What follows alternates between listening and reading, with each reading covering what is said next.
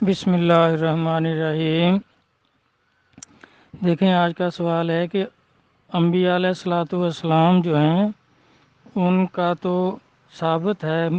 وصال کے بعد مدد کرنا، فائدہ پہنچانا۔ یہ میرے بھائی صاحب نے یہ سوال فرمایا ہے کہ کیا اولیاء کرام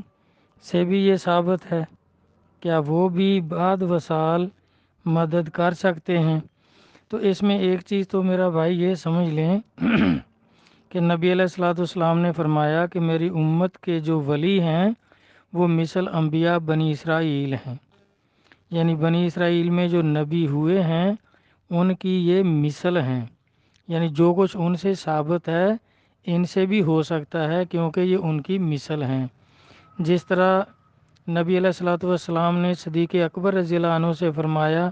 کہ تم مثل ابراہیم علیہ السلام ہو، تو اب ابراہیم علیہ السلام جو ہیں وہ مطلق نبی ہیں، ان سے جو کچھ اظہار ہوتا رہا ہے وہ صدیق اکبر رضی اللہ عنہ سے ہو سکتا ہے۔ اسی طرح آپ نے فرمایا عمر رضی اللہ عنہ کو کہ آپ مثل موسیٰ علیہ السلام ہیں، تو موسیٰ علیہ السلام بھی رسول ہیں، صاحب کتاب ہیں، نبی ہیں۔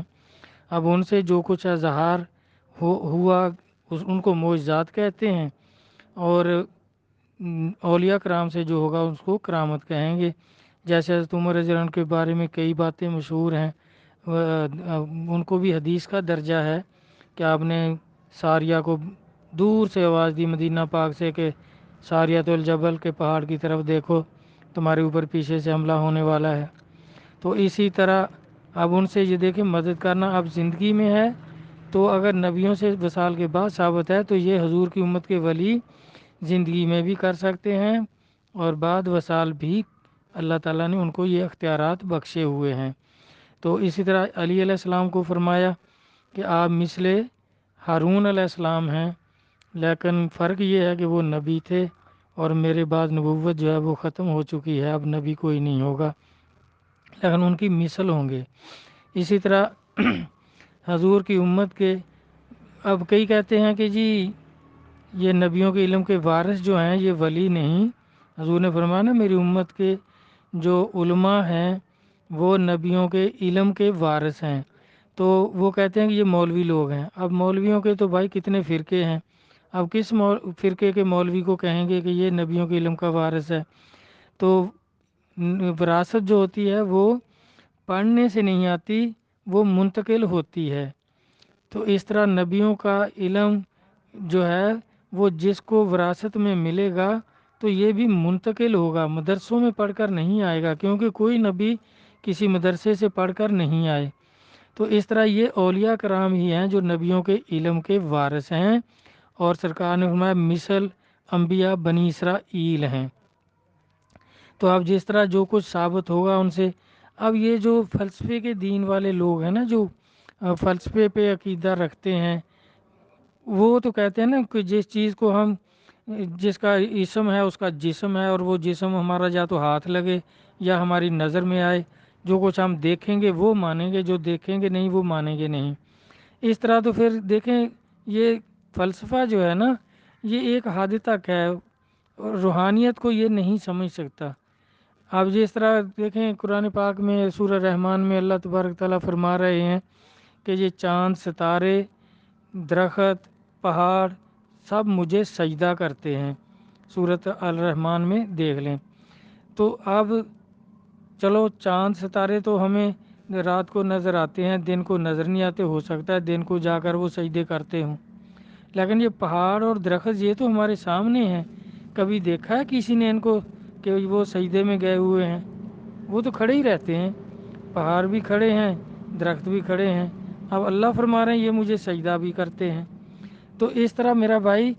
کچھ چیزیں ایسی ہیں جو آدمی یہ نہیں کہ اگر ایسا کہے کہ جی میں تو دیکھوں گا تو مانوں گا، تو پھر اب درختوں کو کب دیکھا ہے کسی نے سجدہ کرتے؟ اب پھر نعوذ باللہ اس قرآن کی آیت کا تو پھر انکار ہو جائے گا، قرآن کے تو ایک لفظ کا انکار جو ہے وہ بھی کفر ہے۔ اس طرح بہت ساری چیزیں ایسی ہیں جن کو ہم دیکھ نہیں سکتے۔ دیکھیں فرشتے ہیں، کرامن کاتبین، لکھتے بھی ہیں، سب کچھ ہے۔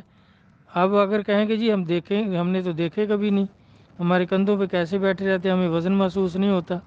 لیکن جو اللہ اور اللہ کے رسول کا فرمان ہے اس کو ماننے کا نام ہی بھائی اسلام ہے۔ ہم مسلمان ہیں تو ہم بلا حیل و حجت بغیر کسی دلیل کے اللہ رسول کے احکامات کو مانیں گے۔ تو اپنی عقل کا اگر دخل دیں گے تو پھر تو بھئی بات خراب ہو جائے گی۔ تو ولیوں کا جو ہے اس طرح حدیثوں میں ثابت ہے کہ حضور کی امت کے ولی مثل انبیاء بنی اسرائیل ہوں گے، اور قرآن پاک میں بھی ہے کہ خضر علیہ السلام جو ہیں وہ ولی ہیں، اور اللہ تعالیٰ موسیٰ علیہ السلام کو بھیج رہے ہیں کہ ان کے پاس جاؤ اور علم حاصل کرو۔ اور خضر علیہ السلام کے بارے میں حدیث مبارکہ میں ہے کہ وہ ان کو دوسری زندگی یہیں مل گئی، انہوں نے آب حیات پیا۔ تو دوسری زندگی کا جو جس طرح یہ انکار کرتے ہیں، اب اللہ تعالیٰ فرماتے ہیں نا کہ شہید جو ہیں وہ زندہ ہیں، انہیں مردہ گمان بھی نہ کرو، لیکن تمہیں ان کی زندگی کا شعور نہیں ہے۔ وہ عبادت کرتے ہیں، رزق بھی دیے جاتے ہیں۔ اب ہمیں تو پھر نہیں نظر آتے، ہم اس قرآن کی آیت کا پھر انکار کر لیں گے تو مسلمان بھی نہیں رہیں گے۔ اس طرح میرا بھائی ان کو تسلیم کرنا، اللہ اور اللہ کے رسول کے جو فرمانات ہیں جو اختلافی ہیں اس میں وہ عقائد کے اعتبار سے ہیں، اسی طرح فرقے بنتے ہیں۔ کیوں بنتے ہیں؟ یہ قرآن اور حدیث کو صحیح نہیں سمجھتے۔ کئی دفعہ من گھڑت حدیثیں جو ہیں ان سے قرآن کی آیت کو کہتے ہیں یہ منسوخ ہو گئی۔ یہ نہیں ہو سکتا، قرآن سب سے اعلیٰ اور افضل ہے، اس کو بلا حیل و حجت جو تسلیم کرے گا تو وہ مسلمان ہے۔ آگے کہ وہ دیکھیں ان کو اللہ تعالیٰ الہام کر رہے ہیں خضر علیہ السلام کو، اور کتنے وہ کام ہیں اس میں سب جانتے ہی ہیں، تو اس طرح بیان لمبا ہوتا ہے۔ تو وہ سب ثابت ہے، اور جو بنی اسرائیل کے نبیوں سے معجزات ہیں تو حضور کی امت کے جو ولی ہیں ان سے کرامات ہوتی ہیں۔ تو اس میں جس طرح وہ ثابت ہے کہ وہ وصال کے بعد بھی مدد کر سکتے ہیں، فائدہ پہنچا سکتے ہیں، تو اسی طرح اب اولیاء کرام کی کتابوں سے دیکھیں گے۔ اب حدیثوں میں بھی یہ ہے نا کہ حضرت عمر رضی اللہ عنہ نے ساریہ کو اتنی دور سے آواز دی اور اس نے بھی سن لی، لیکن یہ کہیں گے کہ یہ تو زندگی میں ہے، وصال کے بعد کا سوال ہے کہ وصال کے بعد کیا کسی ولی نے ایسا فرمایا ہے کہ فلاں ولی جو ہے یہ کر رہے ہیں۔ اب علماء سے اگر پوچھیں گے تو بھائی علماء تو اس کے ویسے ہی منکر ہیں۔ تو یہ اولیاء کرام کی باتیں، اولیاء کرام کے کام، یا ان سے کیا ہو سکتا ہے کیا نہیں ہو سکتا، وہ کیا کرتے ہیں، یہ اولیاء کرام سے ہی پوچھیں گے۔ ان کی جو مشہور کتابیں ہیں ان سے دیکھیں گے کہ کیا ایسا ثابت ہے کہ وصال کے بعد انہوں نے کوئی تصرف کیا، یا کسی کا کوئی ایسا واقعہ ہے کہ انہوں نے وصال کے بعد بھی مدد کی یا کوئی ہدایت کسی کو دے دی۔ اب اس میں دیکھیں ایک تو مشہور واقعہ تذکرۃ الاولیاء میں خواجہ ابو الحسن خرقانی قدس اللہ سر العزیز، ان کے پیر و مرشد باجدید بستامی قدس اللہ سر العزیز کا واقعہ ہے کہ ایک یہودی ان کا ہمسایہ تھا، بہت پریشان کرتا تھا، طرح طرح کی وہ ایسی غلط باتیں کرتا تھا آپ کے متعلق۔ تو جب آپ کا وصال ہوا تو وہ راستے میں کھڑا ہو گیا، آپ کا جنازہ لے کے جا رہے تھے، تو اس نے کہا جی دروازے جو جنازہ جو ہے وہ نیچے رکھو، تو میرا ایک کام ہے ان سے۔ لوگوں نے رکھ دیا، تو وہ کہنے لگا سرکار آپ مجھے کلمہ پڑھائیں، مسلمان کریں، تو پھر مرید کر کے پھر آپ جائیں۔ تو لوگوں نے کہا بھی ساری عمر تو آپ کا ہمسایہ تھا، تو اس وقت تو نے یہودیت نہیں چھوڑی، تو اب کیسے ہوگا یہ؟ اس نے کہا دیکھ لینا آپ کے سامنے ہوگا۔ یہ فرید الدین عطار قدس اللہ سر العزیز کی مشہور کتاب ہے تذکرۃ الاولیاء، اس میں آپ بازی بستامی قدس اللہ سر العزیز کے حوال میں دیکھ سکتے ہیں۔ تو جب جنازہ رکھا تو آپ نے کفن سے ہاتھ باہر نکالا اور اس کو کلمہ پڑھایا، پھر اس کو بیعت کیا اور پھر ہاتھ اندر کر لیا۔ اس نے کہا میں دیکھ رہا تھا کہ ہماری کتابوں میں ہے کہ حضور کی امت میں ایسے لوگ ہیں جو ایسا کر سکتے ہیں، اور آپ کے سامنے دیکھیں آپ نے کلمہ بھی پڑھایا اور مجھے مرید بھی کر لیا ہے۔ تو اب دیکھیں اس کو مسلمان کرنا اس کو کتنا فائدہ ہوا، جہنمی سے وہ جنتی ہو گیا۔ اب دوسرا ایک ہے کہ نفحات شریف کتاب کا نام ہے، تو اس میں شیخ ابو الحسن کرشی نے فرمایا کہ میں چار اولیاء کرام کو جانتا ہوں کہ اپنی قبروں میں رہتے ہوئے تصرف کرتے ہیں۔ جیسے کہ بزرگ زندگی میں تصرف کرتے ہیں۔ وہ بزرگ یہ ہیں: حضرت معروف کرکھی قدس اللہ سر العزیز، حضرت شیخ عبد القادر جیلانی قدس اللہ سر العزیز، حضرت شیخ عقیل رضی اللہ قدس اللہ سر العزیز، اور حضرت شیخ حیات حرانی قدس اللہ سر العزیز۔ اللہ ان سب بزرگوں سے راضی اور یہ اللہ سے راضی۔ تو اس طرح معتبر کتابوں سے ثابت ہے کہ ولی اپنے مزارات سے بھی دنیا پر کیا ہو رہا ہے دیکھتے ہیں، التجا سنتے ہیں، تصرف کرتے ہیں، اور سائل کا کوئی اگر ایسا کام ہے، جیسے باجی بستامی سے ثابت ہے کہ آپ نے اس کو کلمہ بھی پڑھایا اور مرید بھی کر لیا اور پھر ہاتھ دوبارہ کفن میں کر لیا۔ اسی طرح معتبر بزرگ ہوئے ہیں شاہ عبدالعزیز محدث دہلوی۔ اسی کتاب میں ان کا بھی یہ ذکر ہے کہ شاہ عبدالعزیز محدث دہلوی فرماتے ہیں کہ یہ حالت تو عام مردوں کی ہے کہ وہ ساتویں آسمان سے پل بھر میں زمین پر آ جاتے ہیں اور زمین والوں کی باتیں سنتے ہیں اور زمین پر کیا ہو رہا ہے وہ دیکھ لیتے ہیں، جبکہ یہ قوت زندگی میں انہیں نصیب نہ تھی۔ اولیاء اللہ تو اللہ کے خاص بندے ہیں جو عام مخلوق سے کہیں زیادہ قوت تصرف رکھتے ہیں، اور اللہ تعالیٰ کی اطاعت کی ہوئی تصرف کی قوت وفات کے بعد اور بھی کامل ہو جاتی ہے اور وہ اس عطائی قوت سے تصرف کرتے رہتے ہیں۔ ان کا دیدار الہی میں ڈوب جانا دنیا کی طرف توجہ کرنے سے مانے نہیں ہوتا۔ اویسی طریقہ کے لوگ ظاہر مرشد کی بجائے اپنے باطنی کمالات کی تکمیل اولیاء اللہ کی روحوں کی تعلیم و ارشاد سے کرتے ہیں، اور دوسرے حاجتوں اور مطلبوں والے بھی ان سے اپنی مشکلوں اور مصیبتوں کا حل طلب کرتے ہیں اور کامیاب ہوتے ہیں۔ یہ اللہ کے بندے فرماتے ہیں کہ اے سوال کرنے والے، اگر تو جسم سے یہاں تک آتا ہے تو میں جان سے تیری مدد کو آتا ہوں۔ یہ شاہ عبدالعزیز محدث دہلوی قدس اللہ سر العزیز کا فرمان ہے۔ آگے مولانا روم صاحب یہ شرح صدور میں فرماتے ہیں، مولانا جلال الدین رومی قدس اللہ سر العزیز کے اپنے مریدوں سے مخاطب ہو کر فرماتے ہیں کہ میں انتقال کے بعد بھی مدد کروں گا۔ مولانا جلال الدین رومی المعروف مولانا روم نے اپنی آخری بیماری میں اپنے اصحاب سے وصیت فرمائی کہ میرے دنیا سے جانے کے بعد غمناک نہ ہونا، کیونکہ حضرت منصور رحمۃ اللہ علیہ کے نور نے وصال کے 150 سال بعد شیخ فرید الدین عطار پر تجلی کی، اور حضرت منصور رحمۃ اللہ علیہ شیخ کے رہنما ہوئے، تو تم لوگ جس حال میں رہو میرے ہو کر رہنا اور مجھے یاد کرنا، میں جس لباس میں بھی رہوں گا تمہارا مددگار رہوں گا۔ تو اس طرح میرا بھائی یہ چیزیں کتابوں سے ثابت ہیں اور معتبر کتابوں سے ثابت ہیں۔ تو آگے جو ہے آپ دیکھیں شاہ ولی اللہ محدث دہلوی، یہ بھی مشہور بزرگ ہیں، سب لوگ اس کے قائل ہیں، سب فرقوں کے مولوی بھی ان کو بزرگ مانتے ہیں۔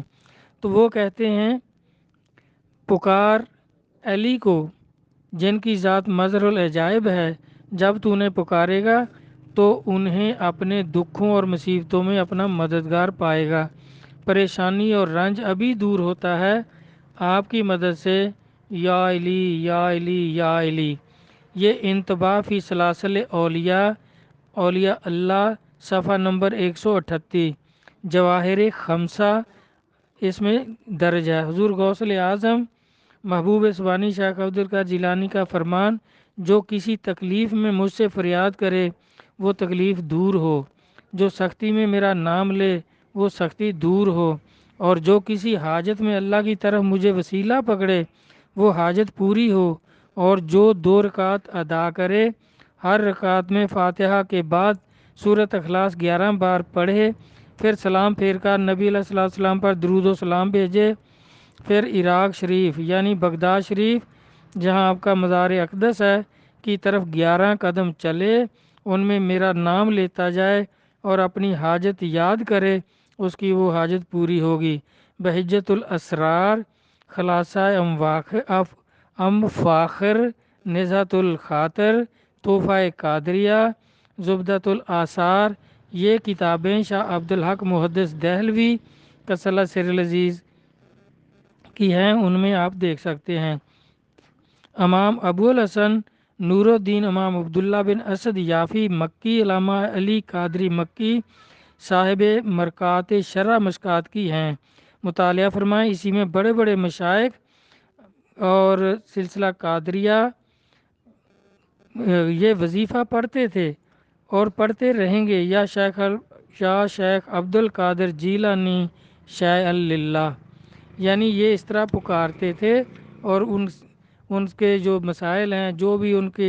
وہ ان سے مانگتے تھے، طلب کرتے تھے، وہ ان کی مدد فرماتے تھے۔ آپ دیکھ لیں یہ دوسرے سلاسل کے بزرگوں سے بھی ثابت ہے، وہ بھی اپنے بزرگوں کے نام کا وظیفہ کرتے تھے اور مشکل کے وقت انہیں پکارتے تھے اور مدد حاصل کرتے تھے۔ جیسے خواجہ محبوب الہی کسل سر عزیز کا واقعہ ان کی کتابوں میں درج ہے کہ وہ یہاں پاک پتن سے زیارت کر کے آپ کے مزار پاک کی، بابا فرید الدین گنج شکر آپ کے پیر و مرشد ہیں، تو دلی جا رہے تھے قافلے کے ساتھ، تو راستے میں ڈاکہ ہو گیا، تو لوگ پکارتے رہے اللہ مدد کر، اللہ مدد کر، تو ان کے ساتھ ایک ان کے پیر بھائی تھے، وہ کہنے لگے یا پیر و مرشد المدد، تو آپ نے بھی اسی طرح پکارا، تو آپ دونوں محفوظ رہے اور باقی قافلہ لٹ گیا۔ تو انہوں نے بعد میں اپنے اس پیر بھائی سے پوچھا کہ یا پیر و مرشد سے مراد آپ کی کیا تھی؟ اس نے کہا بابا فرید الدین گنج شکر۔ تو آپ فرماتے ہیں کہ میں بھی پھر یہ وظیفہ کرتا رہا، ایک تسبیح میں ان کی کرتا تھا، یا فرید یا فرید، تو اللہ تبارک تعالیٰ ہر مشکل سے، ہر مصیبت سے مجھے محفوظ فرماتے تھے۔ تو اسی طرح آپ بھی دیکھیں وہاں پاک پتن شریف میں یہ ان کا صابر صاحب کا یہ نعرہ مشہور ہے اور کوئی اور نعرہ وہاں نہیں لگتا، یہی نعرہ لگاتے ہوئے وہ بھشتی دروازہ گزرتے ہیں۔ یہ نعرہ علی احمد صابر صاحب جو کسی تعارف کے محتاج نہیں، انہوں نے لکھا تھا کہ اللہ محمد چار یار، حاجی خواجہ کتب فرید، حق فرید یا فرید، یہی نعرہ لگاتے ہوئے اب بھی وہاں سے گزرتے ہیں، اور کبھی کسی نے نہیں کہا کہ یہ شرک ہو رہا ہے یا کیا ہو رہا ہے، اور لوگ نبی علیہ الصلوۃ والسلام کے فرمان کے مطابق وہاں بھشتی دروازے سے گزرتے ہیں۔ تو اس طرح بھائی اولیاء کرام سے بھی ثابت ہے، اور اس طرح نبیوں سے تو ثابت تھا ہی، وہ میرا بھائی کہہ رہا تھا کہ یہ تو ٹھیک ہے، لیکن اولیاء کرام کے اگر واقعات اور بھی بہت ہیں جس میں لوگوں نے یا بڑے بڑے بزرگوں نے دوسرے بزرگوں سے مدد طلب کی اور ان کی مدد ہوئی۔ تو خواجہ ابوالحسن خرقانی کا سلسلہ عزیز کا بھی ایک واقعہ ہے کہ ایک قافلے والے آئے تھے آپ کے پاس کہ حضور ہمیں کسی بزرگ نے کہا کہ آپ کا قافلہ لٹ جائے گا، نہ جائیں تجارت کے لیے، لیکن ہمارا گزارا نہیں ہے، ہم کیسے رہیں، کھائیں کیا پھر؟ تو آپ نے فرمایا ٹھیک ہے مجھے یاد کرنا اگر کوئی ایسی بات ہو